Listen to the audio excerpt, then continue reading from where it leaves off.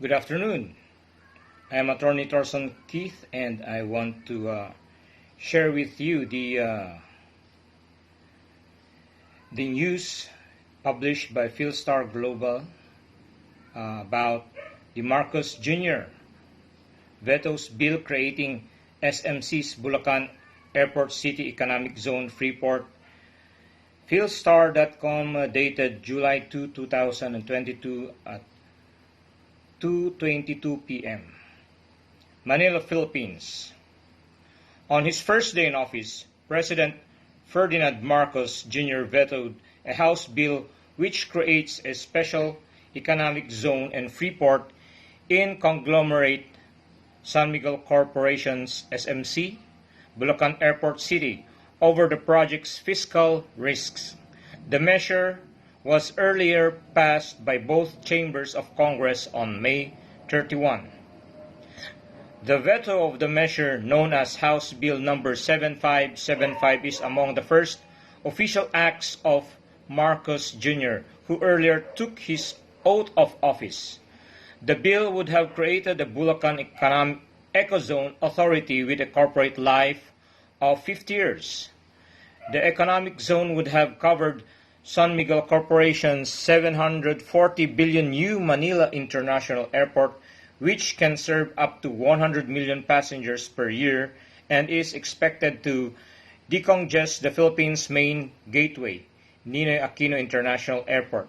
Marcos said Republic Act number 11534, or the Corporate Recovery and Tax Incentives for Enterprises, open and close parenthesis, create Act, already allows eligible enterprises to apply for and avail of tax incentives outside economic zones by providing a favorable incentive package without the need for creating new special economic zones. He noted that tax incentives may be availed of by qualified enterprises and would be enjoyed longer if investments are located in less developed areas, subject to the review and approval of the Fiscal Incentives Review Board, or FIRB. At the foreground, fiscal prudence must be exercised, particularly at times when resources are scarce and needs are abundant, Marcos Jr. said of the enrolled bill in a July 1 letter addressed to the Senate President and senators. While this administration recognizes the objective of the proposed measure to accelerate economic growth in its locality, I cannot support the bill considering the provisions that pose substantial fiscal risks to the country and its infringement on or conflict with other agencies, mandates, and authorities, he added. For him, the bill will significantly narrow the country's tax base, which is not aligned with the government's objective to develop a tax system with a broad base and low rates. The government would be forced to seek new sources of revenue through additional taxes or borrowings in the future.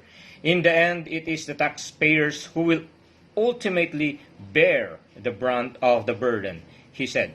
Marcos Jr. explained that the proposed measure lacks coherence with existing laws since it was not able to provide audit provisions for the Commission on Audit, procedures for expropriation of lands, and a master plan for the economic zone. He pointed out the enrolled bill gives authority to the economic zone to make rules on environmental protection, one which is not found in the charters of similar zones.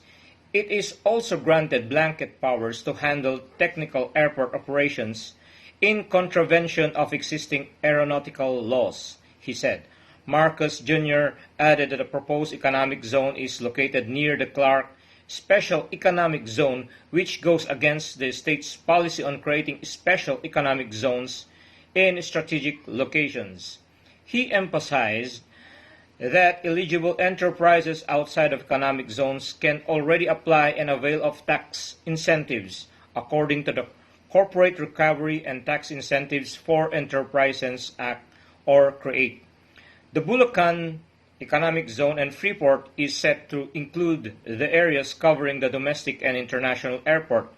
New Manila International Airport, the airport city to be developed adjacent to the airport and lands adjacent to the airport city according to the bill's version, approved on third reading by the Senate.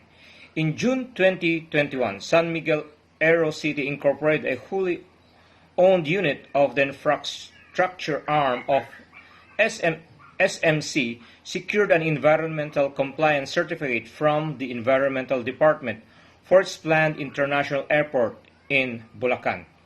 The certificate is needed for the project to proceed. Environmental groups and experts have warned that SMC's proposed 740 billion airport will pose harm to Manila-based ecosystem and communities. Reported by Angelica Y. Yang with a report from Gay, Katrina Cabico, and Alexis Romero. So I hope that you would be interested in this news from philstar. Good afternoon.